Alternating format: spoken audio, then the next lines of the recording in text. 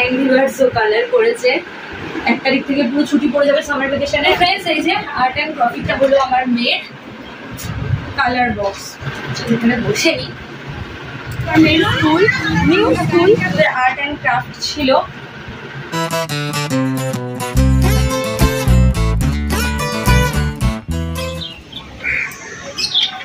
Hello friends, welcome back to my channel inside art Kolkata থেকে। আমি রূপশ্রী চলে আসলাম আরেকটা ব্লগ নিয়ে। তো সবাইকে গুড আফটারনুন। আর এখন আমি যাচ্ছি, এখন কটা বাজে দেখো, এখন 11:10।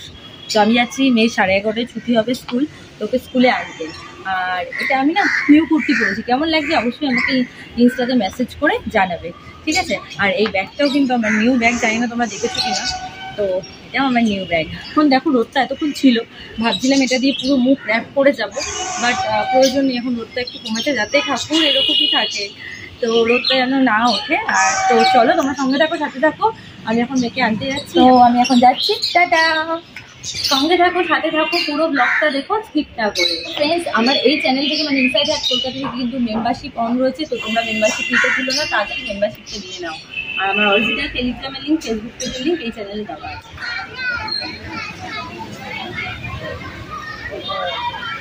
হ্যালো ফ্রেন্ডস, তো এটা হলো আমার মেন স্কুল, নিউ স্কুল। আর এটা তো এখন মেন রোড, এখানে সবসময় গাড়ি যাতায়াত করতে থাকে, তো হেলমেট করে আসতেই হবে। হেলমেটটা আমাদের সেফটির জন্য, তো মেয়েকেও করেছি, আমিও করে নিয়েছি। তো এবার যাবো আমি। তো চলো, বৃষ্টি আসবে মনে হচ্ছে, 2-1 অলরেডি পড়া স্টার্টও হয়ে গেছে। তো এখন আমি বাড়ি যাবো, বাড়ি গিয়ে দেখা হচ্ছে। তো ফ্রেন্ডস, বাইরে বিভৎস গরম, মানে রোদ নেই, তাতে কি হয়েছে, গুমোট একটা ব্যবসা গরম, সেটাই রয়েছে বাইরে। আর মেয়েকে তো স্কুল থেকে নিয়ে আসলাম সবে। দেখো চুলটা আমি তুলেও নিয়েছি, সবার আগে এসে আমি চুলটা তুলি, কারণ প্রচন্ড গরম। এই ঘরটা দেখতে পাচ্ছ, এর আগে আমি একটা ব্লগে জাস্ট একটু শর্টে শেয়ার করেছিলাম, শর্টসের তোমরা দেখতে পেয়েছো এই ঘরটা। তো এবার থেকে এই ঘরটা দেখতে পাচ্ছ, এই ঘরটাতেই আমরা থাকবো। আর তো এখানকার এই ঘরটার ব্লগই তোমরা বেশি দেখতে পারবে। আর তো চলো দেখি মেয়েটা টিফিন খেয়েছি কিনা। আজকে তো টপরামান দিয়েছিলাম ওকে টিফিনে, কি খেয়েছি কিনা দেখো। পুরোটা কমপ্লিট করে নাও কখনো।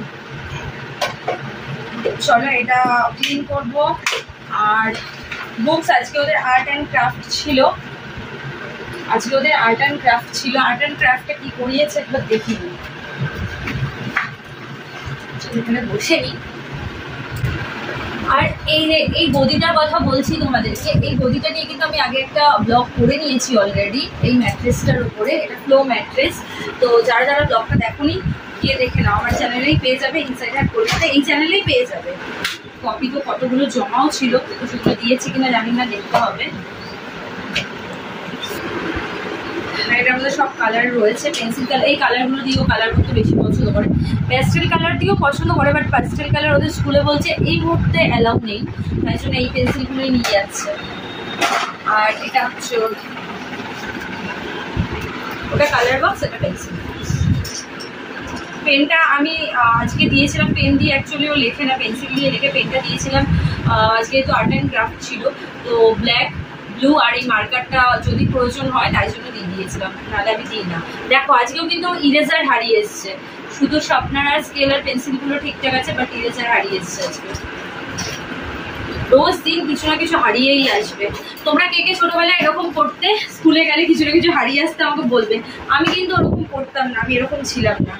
আর এই যে এই কপিটা কালকে আমি বসে বসে কত টাইম নিয়ে বসে এই কভারটা লাগিয়েছি। ওদের এটা SUPW, ও মা এগুলো করেছে দেখো নতুন, খুব সুন্দর হয়েছে তো।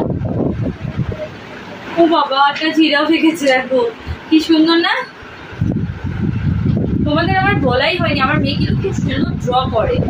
তো ও কিন্তু ড্রয়িং শেখে না, বাট ও দেখে দেখে খুব সুন্দর ড্র করতে পারে। আমি ভাবছি খুব শিগগিরই ওকে ড্রয়িং ক্লাসেও ভর্তি করাবো। তো দাঁড়াও, আমার একটা সন্দেহ হচ্ছে, ও এঁকেছে না ওর কোনো ফ্রেন্ডস ওকে গিফট করেছে, সেটাও হতে পারে, আমি জানি না, যেটা তোমাদের পরে বলে দেবো। তো ফ্রেন্ডস, এই যে আর্ট অ্যান্ড ক্রাফটের এই কপিটা, চলো দেখি কি কি করিয়েছে আজকে স্কুলে। এটাও দিয়েছিল এর সাথে, এটা এখনো পুরোপুরি সেভাবে স্টার্ট করা হয়নি। তার বুকটাতে এই যে এই একটা ক্রাফট করেছে কালার,